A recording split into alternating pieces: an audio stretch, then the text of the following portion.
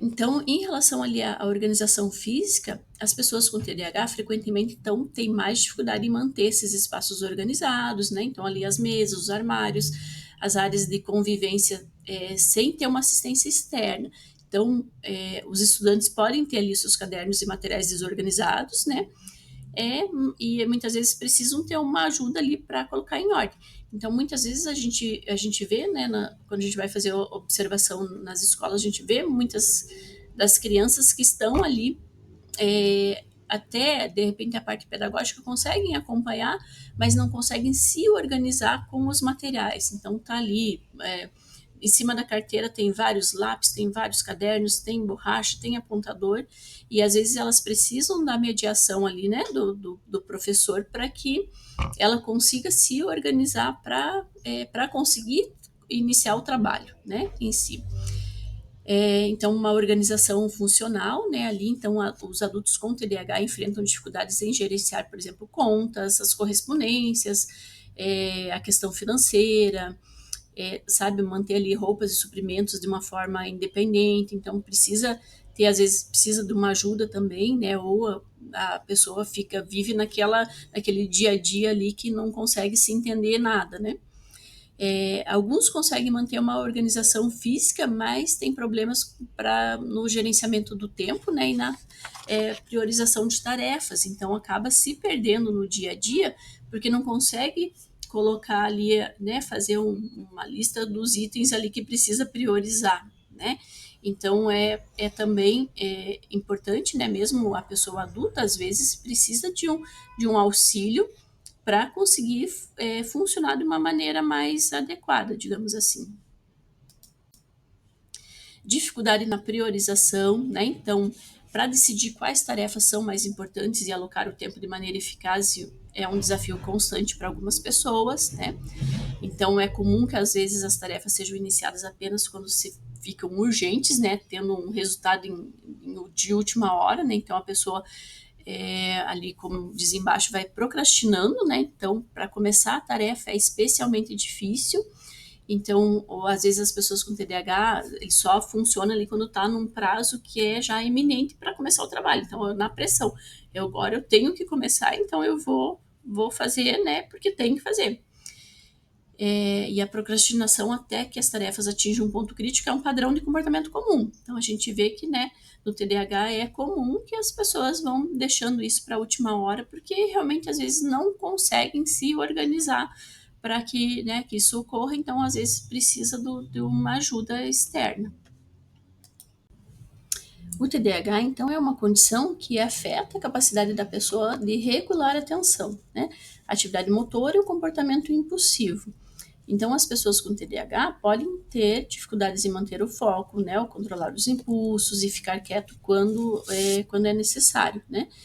Então, alguns desafios vão incluir essas dificuldades em focar e manter a atenção, a dificuldade em manter a concentração em tarefas específicas, muitos desafios durante a leitura, a escrita, a própria conversa, né, uma conversa informal, por exemplo, às vezes a pessoa está falando e a outra, né, a pessoa com TDAH não consegue prestar atenção, é, em aulas ou reuniões também. Então, é a tendência da mente divagar para pensamentos que não são relacionados, né?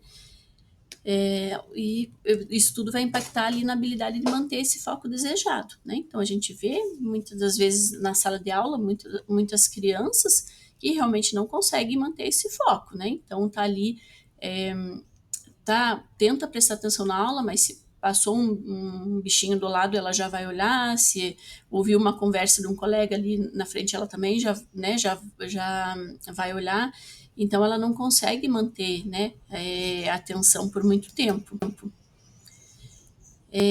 Também a pessoa com TDAH pode ter problemas ali de sono, né, então uma dificuldade em regular esses padrões de sono, podem ficar acordadas até a tarde devido aos pensamentos que são muito acelerados, né? Aí entra num sono profundo, mas tem dificuldade em acordar também, né? Então, por isso que tem os desafios matinais ali, que às vezes o despertador até coloca para tocar, mas às vezes não ouvem ou acionam várias vezes ali a soneca e não conseguem, né, despertar. Então, muitas das pessoas têm essa dependência, né? Precisa de ajuda para acordar no horário, né? Então, tendo o risco de atrasos ou falta a compromissos, né? O que ocorre bastante nas pessoas com TDAH. Tá? E daí muitas vezes pensa, é uma falta de responsabilidade e tal. Não, é porque realmente é um padrão ali diferente, né, de funcionamento dessa pessoa. O funcionamento, então, durante o dia, né? Então, são pessoas que podem estar mais ativas quando em movimento ou falando, né? E apresentam sonolência durante tarefas sedentárias, né? Então, sentaram para ouvir uma palestra, pode ser que fique mais sonolento até por conta dessa dificuldade na regulação ali do sono, né? Na gestão de tarefas, então geralmente preferem tarefas curtas e intensas, né, em vez de projetos de longo prazo, porque daí tem mais a chance de divagar, né, nesses pensamentos e não conseguir concluir.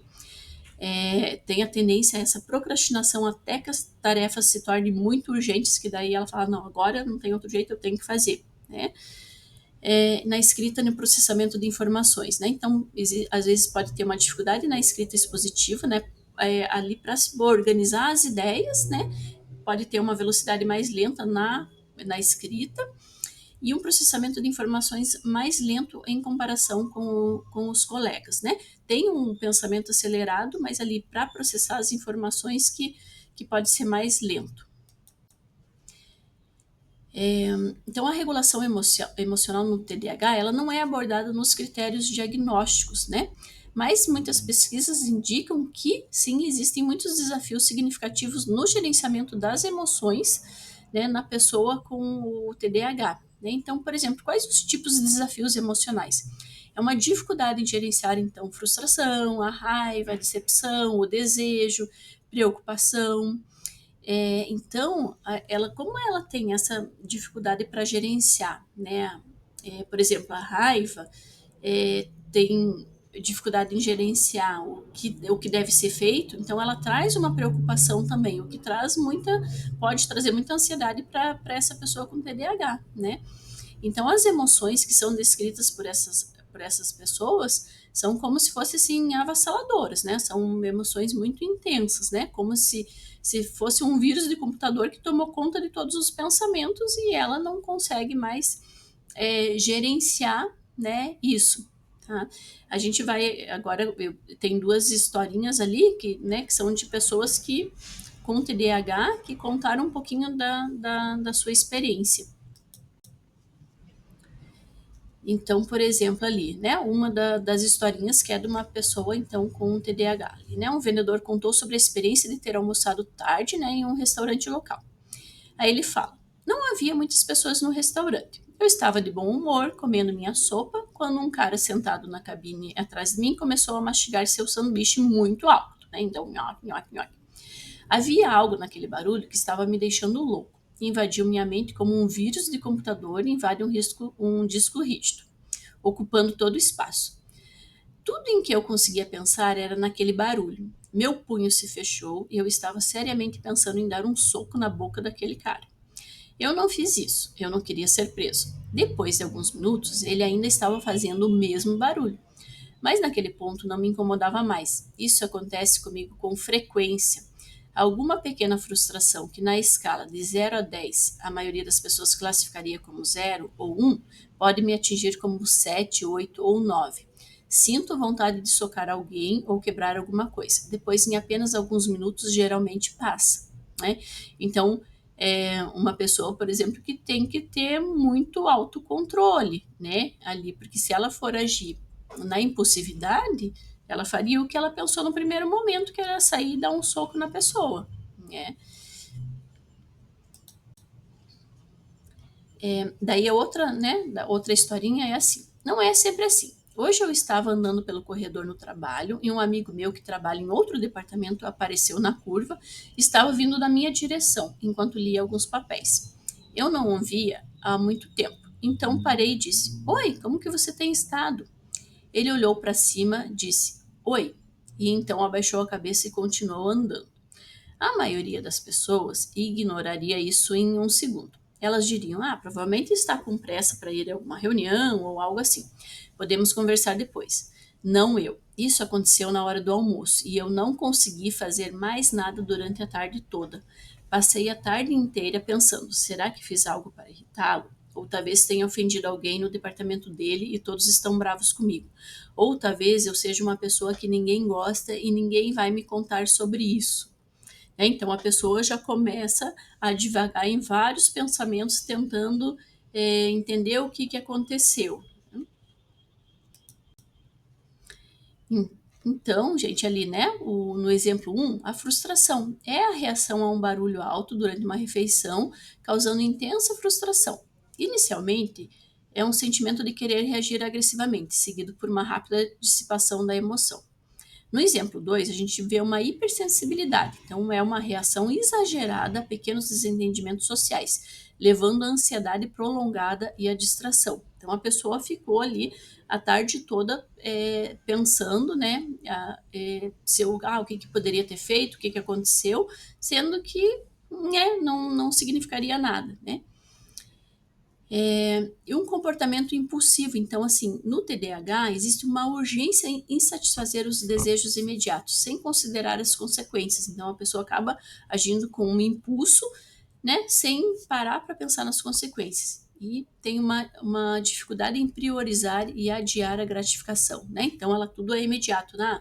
Quero fazer isso, tem que ser agora, né? Porque eu quero receber, né? Qual que é a consequência do meu ato? Então, eu quero receber a gratificação. Existe uma preocupação excessiva também, né? Então, pensamentos persistentes e intrusivos sobre os resultados negativos potenciais. Um exemplo de visualização intensa causando distração durante as tarefas diárias, né? Então, o que a gente viu ali na historinha, né? Que aí fica a distração toda ali por, né? De repente é algo que ele está excessivamente pensando, mas o que aconteceu? O que foi que eu fiz? Então a gente chega a uma conclusão ali que nem todos os indivíduos com TDAH eles enfrentam os mesmos desafios emocionais, né? Então, como a gente já falou, cada indivíduo é né? Diferente do outro. As emoções frequentemente monopolizam a atenção, afetando o funcionamento diário e a conclusão de tarefas, né? Então, por que as emoções são tão importantes?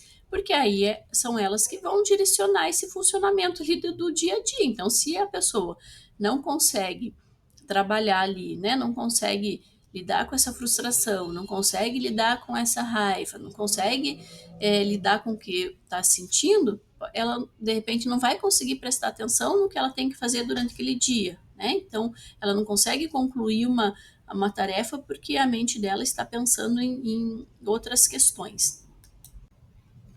Quando a gente fala em memória, então, a gente vê ali né, a memória em pessoas com TDAH. Então, elas têm, às vezes, apresentam excelente memória para eventos específicos, mas apresentam muitos desafios com relação à memória de curto prazo, né? Então, não conseguem lembrar ali no momento né, o que elas estão fazendo, né? Então, elas têm exemplos de recordações detalhadas de eventos antigos que contrastam com dificuldades em recordar os eventos recentes, né?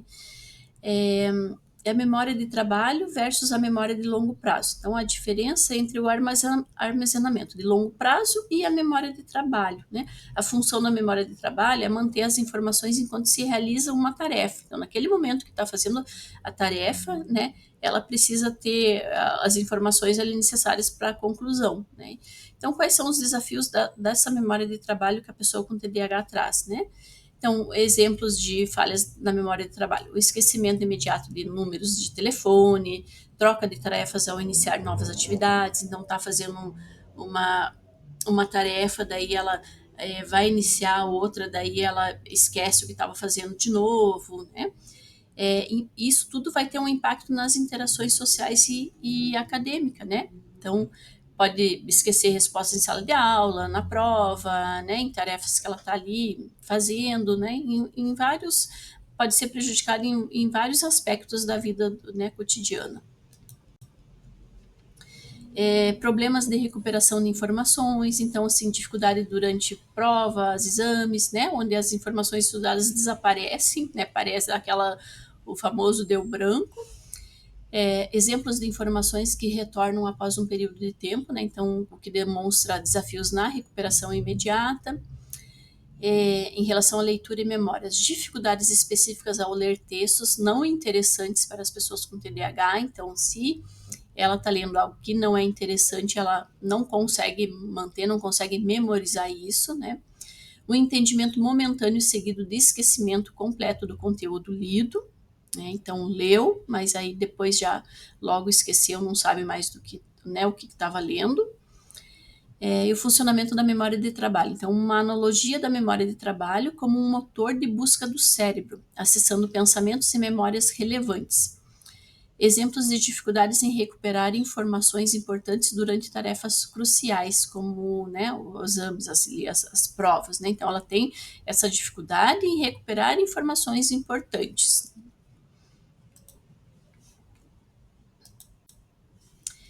Variação no nível de atividade. Né? Então, quando a gente está falando ali da ação, né? Variação significativa no nível de atividade entre pessoas com TDAH, desde hiperatividade e impulsividade na infância até comportamentos mais calmos ou lentos na idade adulta. Né? Tipos de problemas de ação: excesso de atividade física, verbal ou impulsividade, então aquela pessoa que não consegue parar, que é ligada no 220.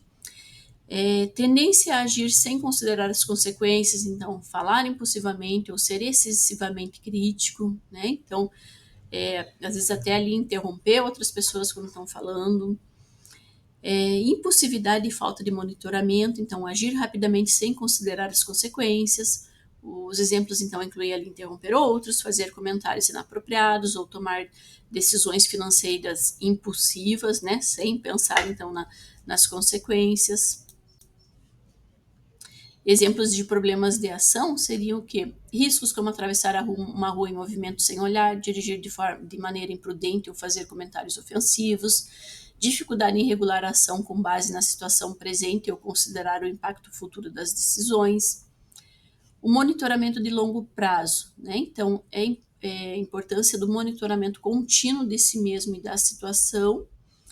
E exemplos incluem planejamento financeiro, gerenciamento de compromissos e cumprimento de prazos acadêmicos, autorregulação e funções executivas, né? Então, a conexão entre o monitoramento de ações e outras funções executivas, como a memória de trabalho e o estabelecimento de prioridades. E a necessidade de desenvolver estratégias adaptativas para melhorar a autorregulação, né? Então, essa pessoa precisa tentar estratégias para melhorar a autorregulação, para ela ter um conhecimento de si, para que ela consiga ter um melhor desenvolvimento ali no dia a dia. Então, de uma forma geral, né, o que é o TDAH? É um transtorno que afeta a capacidade de uma pessoa de regular a atenção, né, a atividade motora e o comportamento impulsivo. É caracterizado por um padrão persistente de desatenção ou hiperatividade e impulsividade. Quais são essas causas? Né? A causa exata do TDAH não é conhecida, mas, né, tudo que a gente viu aqui, todos os estudos mostram que ele é um resultado de uma combinação de fatores genéticos, neurológicos e ambientais. Né? Então, a herança genética, né, ou seja, aquilo que a gente herda dos nossos pais, desempenha um papel bem significativo né, para o desenvolvimento do TDAH. Né, ali junto com, né, o funcionamento dos cérebros e os fatores ambientais. O diagnóstico ele é baseado em uma avaliação clínica, né, que vai incluir então o histórico médico, comportamental, observação dos sintomas em diferentes contextos, né, então, por exemplo, em casa, na escola. Então, geralmente, quando a criança vai para o neurologista, ele pede uma descrição, né, um parecer da escola em relação a esta criança, né, isso vai ajudar ele a, né, fornecer um diagnóstico correto. Quais são as principais características, então, ali dentro da hiperatividade, né? Então, a hiperatividade é um aumento da atividade motora. A pessoa hiperativa é inquieta, né? E precisa estar constantemente em movimento, né? Então, existe ali um movimento excessivo, que é uma agitação constante, uma dificuldade em permanecer sentado em situações em que se espera que fique, né? Então, por exemplo, na sala de aula, a gente espera que a criança, né, permaneça sentada enquanto está ouvindo a professora, enquanto está, né, ouvindo uma explicação, mas muitas vezes ela não consegue, então ela está ali em situação que, pô, ela levanta, ela precisa sair do lugar, ou se ela não consegue sair do lugar, ela fica ali batucando com a mão na carteira, ela fica balançando as pernas, né? De alguma forma ela tem que estar em movimento, né? O falar excessivamente, então a tendência a falar muito e interromper os outros durante uma conversa, então ela não consegue ouvir, né, o que a outra pessoa está falando, ela tende a outra começou a falar, ela já quer interromper, ela já emenda vários assuntos, né, muitas vezes não consegue ter uma conversa, né, adequada com outra pessoa. A dificuldade em ficar quieto, né? Então a incapacidade de ficar em silêncio, né? Ou calmo em situações que exigem isso, né? Então também muito comum a criança, né? Não consegue ali ficar em silêncio, né? Na sala de aula, né? Ela precisa ali, por mais que às vezes a professora chamou a atenção, ela para um pouquinho, mas daqui a pouco ela tá dando um jeitinho de cutucar alguém, de falar com alguém, né? Nesse sentido. A hiperatividade é um sinônimo de TDAH? Bom, a hiperatividade, ela pode vir em outros transtornos, né? Então, a gente vê, por exemplo, no transtorno do espectro autista, que a criança também pode apresentar a hiperatividade, né? Então, a hiperatividade faz parte do TDAH, mas ela não é um sinônimo de TDAH, é diferente uma criança ser hiperativa ou ela apresentar um transtorno de déficit de atenção e hiperatividade. Dentro da impulsividade, então, a gente vê ali as características. A impulsividade, então, é a deficiência no controle dos impulsos, é agir antes de pensar, né? Então, a gente entende ali um impulso como uma resposta imediata a um estímulo, né? Aquela coisa que aconteceu, eu já vou agir, né? Então, a pessoa ali com TDAH pode interromper ou se intromete nas conversas ou nas atividades dos outros. Ela tem uma tomada de decisões impulsiva, né? Então ela realiza ações sem pensar nas consequências ou nos riscos, né? Então, ela não, a gente já viu ali que ela não consegue pensar, né, qual vai ser a consequência. Ela não deu tempo para ela pensar. Veio a ação, ela já tem a reação. Tem dificuldade em esperar a vez, né? Então tem uma impaciência, dificuldade em esperar a sua vez em situações que exigem isso, né? Então, mesmo, por exemplo, num consultório médico, ela tem que aguardar a vez, se ela tá lá, ela começa a ficar ansiosa, começa, né? Tem que se mexer, tem que sair, sai do lugar, mexe as pernas, mexe os braços, né? Ela tem que estar sempre em movimento. E em relação à desatenção, né, então, essa falha da atenção pode aparecer de diversas formas, né? Então, como uma dificuldade em manter o foco, então a pessoa pode ter dificuldade em manter a atenção em tarefas ou atividades por períodos mais prolongados, né? A desorganização, então tem uma tendência a perder itens necessários, né, para as atividades, dificuldade em manter a organização, desvia a atenção por qualquer estímulo, né? Então, muitas vezes você vê as crianças que têm o TDAH na sala de aula, fulaninho, cadê teu lápis? Perdi, já perdeu o lápis, perdeu borracha, perdeu o material que seria necessário ali para atividade, ela não consegue ter essa organização, né? O esquecimento frequente de compromissos, né, de tarefas, de atividades diárias, então não consegue lembrar de algo no momento que deveria, né? Então precisa criar estratégias para de repente ter tudo anotado, fazer um checklist ali do que precisa fazer no dia, porque senão esquece mesmo, né? A dificuldade em seguir as instruções, né, e concluir as tarefas ou as atividades. Então, de repente, não consegue se organizar, né, para concluir essas atividades, essas tarefas. Então, quais são os sinais quando a gente fala na hiperatividade? Agita as mãos e os pés e se remexe na cadeira, né? Abandona sua cadeira na sala de aula em outras situações. Então, quando vê a criança na sala de aula, já foi para estar lá em outro lugar, né? Não, ou se não consegue ali não consegue, a prof mandou ficar sentado, mas ela é muito difícil para ela ficar sentada, ela vai lá no dar um jeito de pegar o lápis e apontar lá no lixo, né, para tipo ter como, né, uma desculpa para sair do lugar. Corre ou escala objetos ou móveis de forma não apropriada, né? Então é uma pessoa que a gente diz que está a mil, né? Fala em demasia e não é bom ouvir. Então ela tem essa dificuldade de ouvir. Ela fala mais do que ouve, né? Os sinais dentro da impulsividade. Então, ela dá respostas precipitadas, né? Muitas vezes, se é uma pergunta, a pessoa às vezes nem terminou de fazer a pergunta e ela já está respondendo. Tem dificuldade para esperar a sua vez, interrompe ou se intromete em assuntos dos outros, né?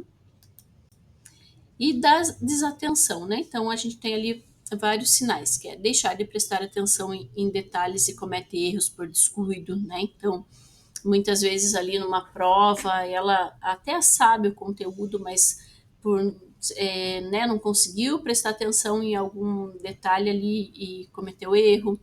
Dificuldade para manter atenção em tarefas ou jogos, parece não escutar quando lhe dirigem a palavra, né? Então tá longe, né? Tá lá vagando com seus pensamentos e não conseguiu ouvir.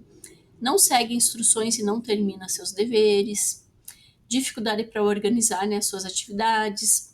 Evita envolver-se em tarefas que exijam esforço mental, que é muito cansativo, né? Então, para essa pessoa com TDAH, né? Então, ela prefere ali tarefas que sejam mais curtas, mais rápidas, né? E que não exijam tanto esforço. Perde coisas necessárias para as atividades, distrai-se com estímulos alheios à tarefa, né? Então, tudo que ela tem de estímulos ali na sala de aula, por exemplo, ela vai se distrair, né? E esquece as atividades diárias, né? Então, esquece o que deveria ser feito, né? Então, em relação ao processamento de informações, né, no cérebro da pessoa com TDAH, em relação à desatenção, elas podem ter algumas dificuldades em processar e priorizar as informações, né, o que pode trazer problemas na concentração e no foco em determinadas tarefas, né.